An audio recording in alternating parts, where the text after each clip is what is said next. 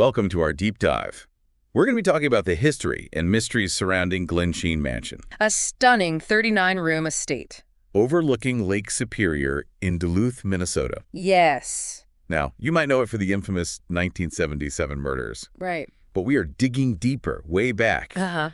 to the very ground the mansion was built on, Okay.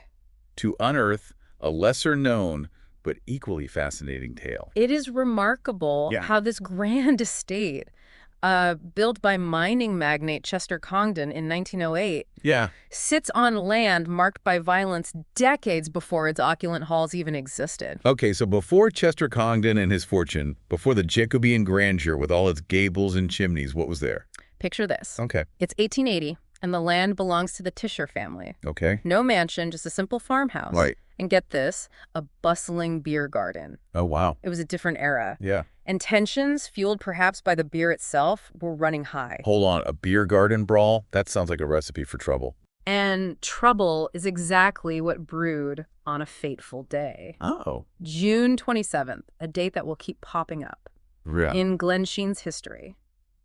A fight erupted, fueled by alcohol. Of course. And escalating tempers. So who are the players in this beer garden brawl? The fight started between James Brennan, a railroad official, and another man. Oh. James's brother, Edward, tried to intervene, and that's when things turned tragic. Oh, no. Herman Oppel, son of a prominent grocer, entered the fray and struck Edward Brennan with his walking stick. Wait, a walking stick? How did that become a deadly weapon? This wasn't just any walking stick. Okay. It was topped with a lead head. Oh, wow. Essentially turning it into a makeshift bludgeon. Oh, my gosh. Edward, struck behind the ear, died from the blow.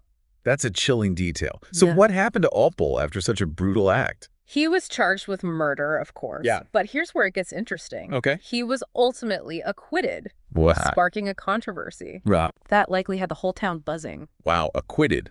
I'm already feeling the weight of this event. Yeah. It's like a premonition hanging over the land, even before the mansion was built. A foreshadowing, if you will. Precisely. And it makes you wonder, did that unresolved tension, that initial violence, somehow imprint itself on the property, playing a role in the tragedies to come? Okay, let's fast forward a few decades to the Congdon era. We've got this magnificent mansion built, and the family's settling into a life of privilege. Right. But it seems like trouble has a way of finding this place. Uh-huh. Tell me about Elizabeth Congdon, Chester's daughter, who inherited Glensheen. Elizabeth, a quiet philanthropist, led a life vastly different from the drama that would eventually unfold. Yeah. She was dedicated to service, involved in numerous charities in Duluth. Oh, wow. And while she never married, she adopted 2 daughters. Okay. Marjorie and Jennifer. Ah, the adoptions. This is where the story takes another turn, right? Yeah. I've had whispers about a troubled daughter. A stark contrast to Elizabeth's generous spirit. Exactly. While Jennifer was described as outgoing and well-adjusted, Marjorie struggled. She battled mental illness and developed a pattern of compulsive spending that would have devastating consequences. I can only imagine the strain that put on Elizabeth, especially with her dedication to helping those in need. Elizabeth, the ever-devoted mother, tried everything to help Marjorie. Yeah. She financed psychiatric treatments, offered constant financial support, Wow. and went to great lengths to cover up Marjorie's mounting debts. So she was trying to protect her daughter, shield her from the consequences of her actions. That's a familiar struggle for so many families. Yeah. But it raises an important question. Did Elizabeth's attempts to help to protect Marjorie actually enable her destructive behavior? Did it pave the path for the tragedies to come? It's a classic dilemma. A mother's love battling against the potential harm of enabling. And in this case, the stakes were incredibly high.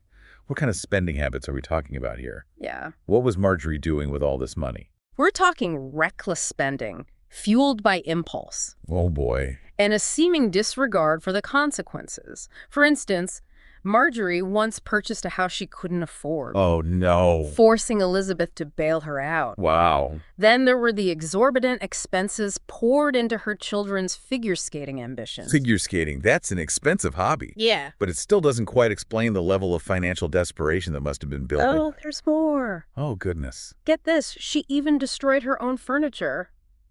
Intentionally. What? Just to collect insurance money. Are you serious? It paints a picture of someone spiraling out of control, willing to go to extreme lengths. Wow, destroying her own furniture. Yeah. That's a level of desperation I can hardly fathom.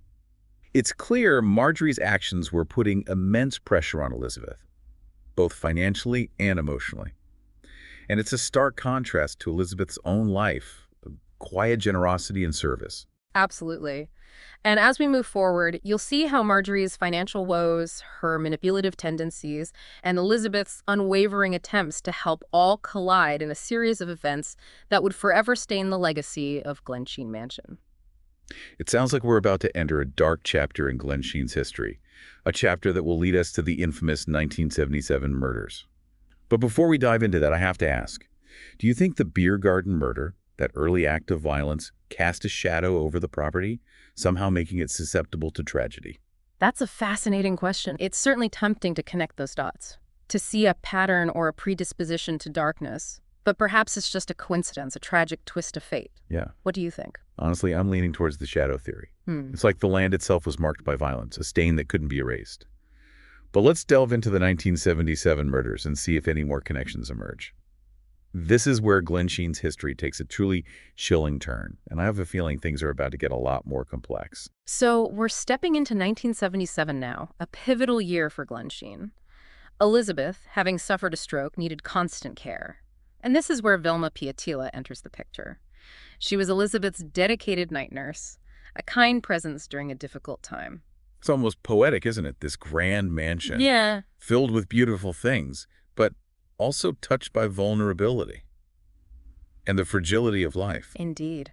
And as June approached, a date that held an unsettling significance for Glensheen, the atmosphere felt heavy with anticipation. Wait, are you talking about June 27th, the anniversary of the beer garden murder? Don't tell me. Yes, on that very date, tragedy struck again, this time within the walls of Glensheen itself. Okay, now I'm getting chills. Tell me what happened. It was a horrific scene. Velma was found brutally bludgeoned. Oh my God. With a candlestick, and Elizabeth, in her own bed, had been suffocated with a pillow. Oh, that's awful. It's hard to imagine such violence happening in a place like Glensheen. What do the investigators think? Was it a random act, or did they suspect something more sinister? Initially, it looked like a robbery gone wrong. The bedroom was ransacked, and some of Elizabeth's jewelry was missing. Right. But as the investigation progressed, suspicion shifted towards someone much closer to home. Closer to home, you mean? Yes. Investigators turned their attention to Elizabeth's adopted daughter, Marjorie, and her husband at the time, Roger Caldwell. Hold on, Marjorie. The daughter with the spending problem?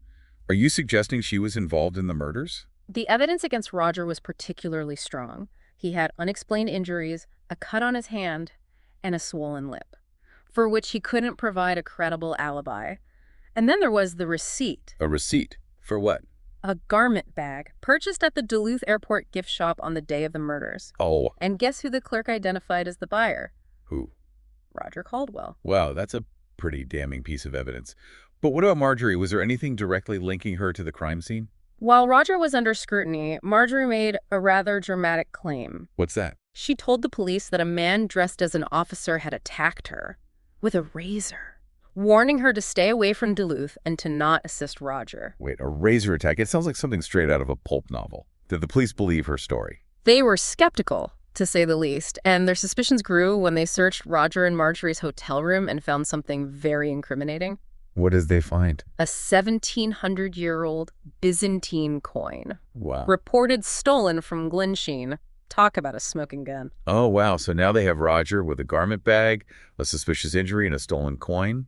What about Marjorie? Did they find anything connecting her to the stolen goods? The plot thickens. During a search of their Colorado residence, police unearthed even more stolen items from Glensheen, including jewelry hidden inside, of all places, a plastic pantyhose container. Seriously? Yeah. Okay, so we have a mountain of evidence pointing to Roger. Yeah. But what about Marjorie's role in all of this? Was she the mastermind behind the murders? Or was she being manipulated by Roger? That became the central question in the trials that followed. Roger was indicted on 2 counts of first-degree murder. Marjorie, despite being a suspect, wasn't initially charged. So they put Roger on trial first. What was their strategy for proving his guilt? The prosecution laid out a compelling case, focusing on the physical evidence, witness testimonies, and that ever-present motive, financial gain. They highlighted Roger's connection to the crime scene, his inconsistent alibis, and the stolen property found in his possession. What about the defense? What was their angle? Roger's defense attorney tried a bold move. Oh. He attempted to shift the blame entirely onto Marjorie, portraying her as the mastermind who orchestrated the murders. Interesting. So they were basically saying Roger was a pawn in Marjorie's game. Did it work? Did the jury buy it? The trial captivated the nation, unfolding over weeks with dramatic twists and turns.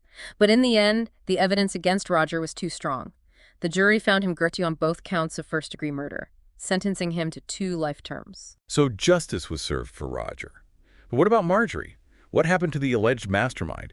Was she ever held accountable for her role in the murders? That's where things get even more complicated. With Roger behind bars, the focus shifted intensely toward Marjorie. The prosecution now had a stronger case against her. But could they prove her involvement beyond a reasonable doubt? This is what I love about deep dives. The twists, the turns, the lingering questions. We've uncovered so much already, but there's still so much more to explore. What happened next in this legal chess match? Did they finally bring Marjorie to trial? The stage was indeed set for a second trial, one that would delve even deeper into the tangled web of greed, betrayal, and manipulation that surrounded the Glensheen murders. Okay, so the stage is set for Marjorie's trial. Roger's behind bars, the spotlight is on her, and the prosecution is determined to prove she was the mastermind behind the Glensheen murders. What was their strategy? They went all in, painting a picture of Marjorie as a cunning manipulator, driven by greed.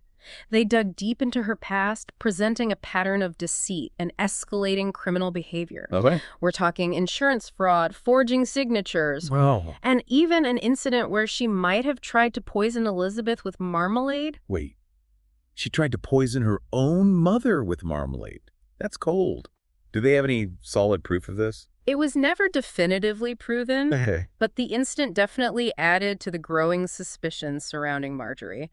The prosecution used it to argue that she was capable of harming Elizabeth, and that her actions were escalating towards violence. It's like that saying where there's smoke, there's fire. And it seems like there was a lot of smoke surrounding Marjorie. But what about her defense? How did they counter these accusations? Marjorie's defense attorney, Ronald Meshbesher, was a master of his craft. He flipped the script, portraying Marjorie as an eccentric but harmless woman, caught in a web of circumstantial evidence. So he was basically saying, yeah, she's a bit odd, has a spending problem, but she's no killer. Did the jury believe him? Meshbesher cleverly used the prosecution's own witnesses against them, highlighting inconsistencies in their testimonies and suggesting alternative explanations for Marjorie's actions. He argued that the prosecution's case relied heavily on speculation, not hard proof of her direct involvement in the murders. It sounds like he was playing a high-stakes game of legal chess. But what about the handwritten will that left Roger a large chunk of Elizabeth's wealth? Wasn't that a sign of a conspiracy?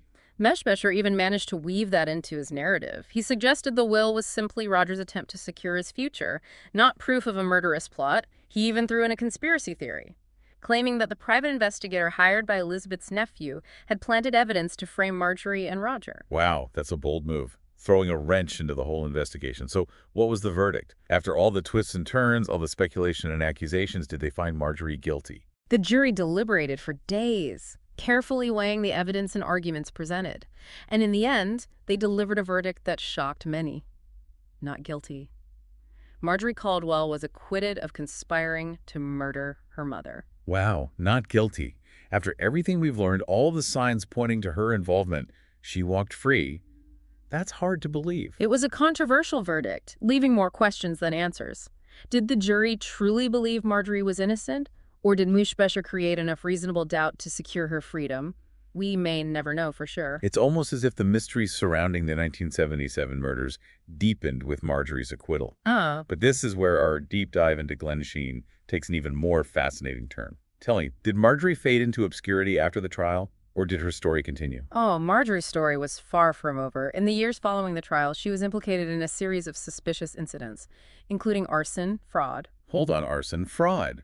She couldn't stay out of trouble, could she? It seemed she lived a life on the edge, always surrounded by legal and financial turmoil. And despite never being convicted again, the shadow of suspicion followed her everywhere. It's like that saying, you can run, but you can't hide from your past. So what about Glensheen? What happened to the mansion after all this tragedy? The mansion itself became a symbol of both opulence and tragedy, drawing visitors from all over, who were captivated by its history and the mysteries that linger within its walls. It's amazing how a place can hold so much history, so much joy and sorrow, all within its walls. So what does this all mean? We've delved into the history of Glensheen, uncovering not one but two brutal murders on its grounds, separated by decades. We've explored the dark side of family dynamics, the destructive power of greed and manipulation, and we've seen how a legal system can struggle to deliver definitive answers. The Glensheen case, with its echoes of violence and betrayal, reminds us that darkness can lurk, even in the most beautiful settings.